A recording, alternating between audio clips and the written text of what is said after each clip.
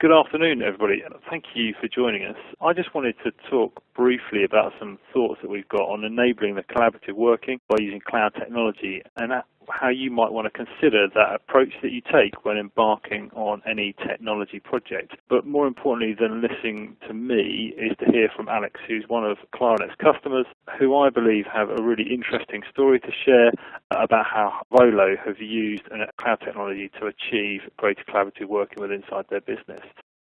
It'd be great if you could cast your minds back to 2006 and on the progress that actually we have made in the last 10 years. In 2006, flip phones, and particularly the Motorola Razr, for those of you who remember it, was dominant. BlackBerry was growing. We were still using Office 2003, and there was no iPhone.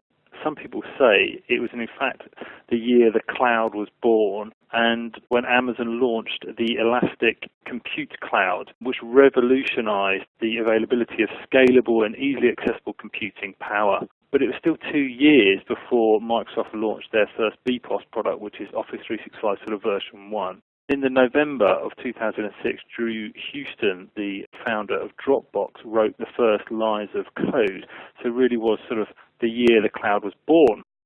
Over that last 10 years, we've seen an incredible explosion of new technologies in our personal lives. Probably the most significant really is the growth of the iPhone and Android smartphones, but also things like Facebook and now the new generation of things such as Uber and Airbnb, which are really pushing the boundaries, and the list goes on and on. So our personal experience has gone through this quite amazing transformation dominated by smartphones, Google Maps, online cloud note-taking, Dropbox, and now Office 365 apps on your phone. The vision of work devices and how we work, we're shown one of mobility and flexibility, working from anywhere on any device. But for many of us, actually the workplace is still a bit more like 2006 than 2016, and in reality the workplace has hardly changed. Work has struggled to keep up with the pace of change, and our working patterns are very similar. We may still have a laptop, it may be a bit thinner and faster. We probably have a mobile phone potentially, but predominantly maybe used for email, and files are stored on file shares, and we still use our local copy of Office applications, probably 2007-2010 versions. If we are working remotely to access our files, we use a VPN connection. There's no true mobile working to work anywhere on any device. Bringing your own device as a principle has had limited uptake, and we're limited in our ability to collaborate in teams across sites. Potentially you might have Lync or Skype for Business. But what has been delayed and what are the barriers to that delay? Well, I think connectivity is key to that, but also really embracing mobility as a concept and the complexity of achieving some of that. So firstly, the connectivity. The key to using of any cloud technology is connectivity. It underpins everything. It is the oxygen it needs to breathe. With only 27% of people using superfast broadband, that can be a challenge, because the key thing about fibre broadband is not just the download speed, but it's that upload speed, which is significantly increased, which really allows you to collaborate and share and put your stuff into the cloud as well as pull it down. Secondly, for mobility, are your users mobile to work anywhere or just to have the mobile phone? And do they use it for more than just email? Does the business culture allow for users to be mobile? And this is often, in my experience talking to customers, one of the toughest barriers to tackle. Lastly, the complexity, because in reality, enabling the vision of working anywhere, at any time, on any device has been complex and often costly to get different systems or services to work together while still allowing the business the control that it needs. But the floodgates are open for many businesses, and the question is more, how do you enable and control this in a coherent way to maximize the benefit for the business? It is probably more important to consider that the next generation are looking for the right technology in the workplace, and if we're trying to get the best talent for the business, they will potentially choose who they work for based on how they're enabled and allowed to work. People are bringing that, and so we have this situation of shadow IT in the business where people are using their personal technology. But before embarking on any project, I think it is best to take a step back and to get some perspective on how we approach that. If you want to take your business IT from ordinary to amazing, how are you going to do it and what do you need to do it? Trying to enable collaboration, for example, can be more about that cultural change than using the right technology. Do you think, a technology-first approach where you find the right technology, you give it to your users, and you expect the business to change, sort of more of a break-fix solution?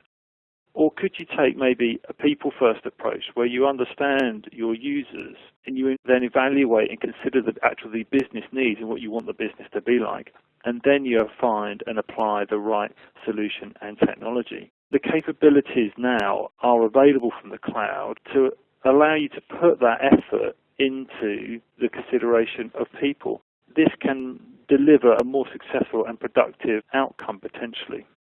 So we want to talk a little bit around what we consider to be the best solution in the market at the moment, which is Office 365 from Microsoft. It is now far easier to adopt a people-first approach, as you don't need to spend anywhere near as much time and resource on the underlying technology. It comes integrated in many ways as a simple bundle of services, and it's more of an IT platform for you. It gives you, the business, the tools to enable the IT experience to be more like 2016 than 2006. It's now incredibly easy to enable your users within the business with the latest services, so you can provide them a solution. And the result this achieves really is, one, you've removed the key blocker of complexity, and that gives you that time back to focus on the users to enable what I see as a mobile mindset. So with the right connectivity, you will have the tools and the time to enable your workforce to be more efficient, to communicate more efficiently, and to have a more efficient IT infrastructure. When I attend a webinar, I always like to hear about more of a real situation. So very kindly, Alex from our customer Volo, who migrated to Office 365 about a year ago, has joined us to share a little bit more about his experience. So Alex, hi, thanks for joining us. Could you briefly give everyone just a snapshot of who Volo are? Sure, why not? Volo was launched in 2006 and has experienced exponential growth from the outset. Our platform processes more than 40 million sales orders annually with customers across a wide range of retail categories, including the likes of Superdry, BMW, Halfords Homebase, and Currys PC World. The platform provides our customers with a single interface to sell, ship, and manage inventory across multiple online channels, including eBay and Amazon, in addition to their own e-commerce site in multiple countries. That's quite an impressive CV. I've always really liked your service. So what did you find when you joined Volo, and what is it you wanted to achieve in that project of migrating to Office 365? We had a lot of different people all using different solutions for files, for trying to do a bit of collaboration here and there. People were using Dropbox, OneDrive, Google Docs.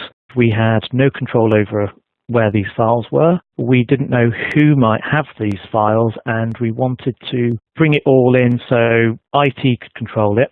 Everybody could have visibility on the files they needed access to, and generally, so everything could be managed much more effectively. From our previous conversation, I've put a number of points up for everyone to see, are the types of things that stood out as, I think, really good checkpoints for people to consider when doing a project. Out of these, which do you think really stood up, or if you could boil it down to a single point, what do you think that is when you're embarking on a project such as this?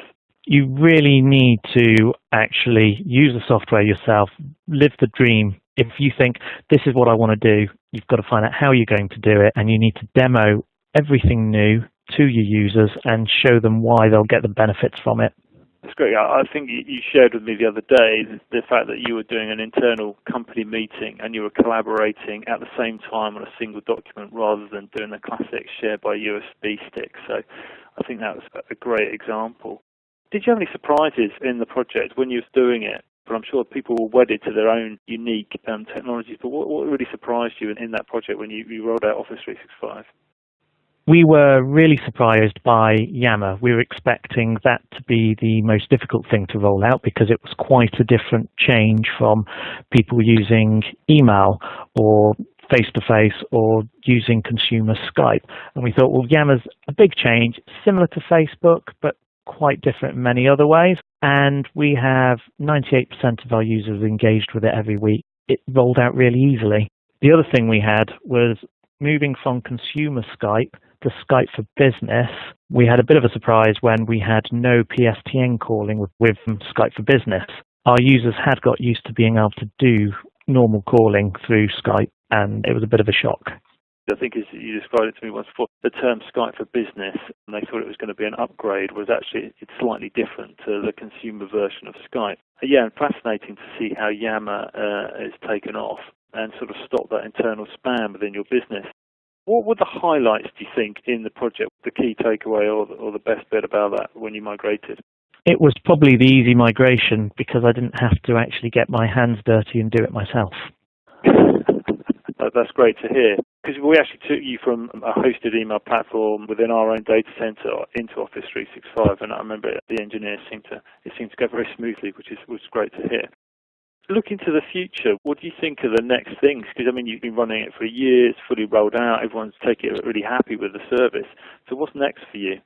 Well, we've just moved on to a hosted Skype for Business platform. So we've just replaced our legacy on-desk phone system with Skype for Business. So I'm calling at the moment through Skype for Business from home on my office number, and it's working brilliantly. And it integrates with everything else, and people are already used to it. We're also now just starting to work on SharePoint. So we're going to be getting rid of our legacy file server, moving all files into SharePoint, and we're using SharePoint team sites for collaboration and for working together. And it's just starting to kick that off now. Excellent, excellent. So all in all, the project's gone really well in the business. And just to clarify, you're a relatively, you've got 100 users, is that about right, in Volo? And then you're the single IT point, so you're managing all those user requirements. Is that right, isn't it? That's right. So I'm in between doing support. I'm also managing projects, and that's why I wanted something that was hosted, that I'm not going to have to keep restarting servers, installing updates, or doing anything like that. I wanted that just taken care of. Yeah, excellent. Well, thank you very much, Alex, for coming just to sort of share a bit about your story. It makes it a bit more real, hopefully, for the people listening. And I think just to come in to land, I think there are three key points that I hope that people can take away. Think about these projects is to know your users and really understand their needs.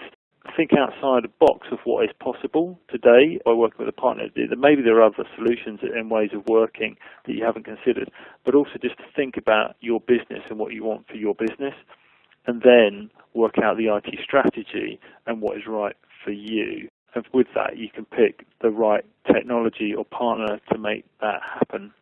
So to finish, thank you for your time, and I hope this provided you some food for thought about how you go about enabling collaborative working. Some of this might seem a little bit overwhelming sometimes and a lot to take in, but if you want to talk to someone in a little more detail, then Client at Soho are happy to discuss that with you. I can support you on that journey to transform your collaborative working and help you take your business IT from ordinary to amazing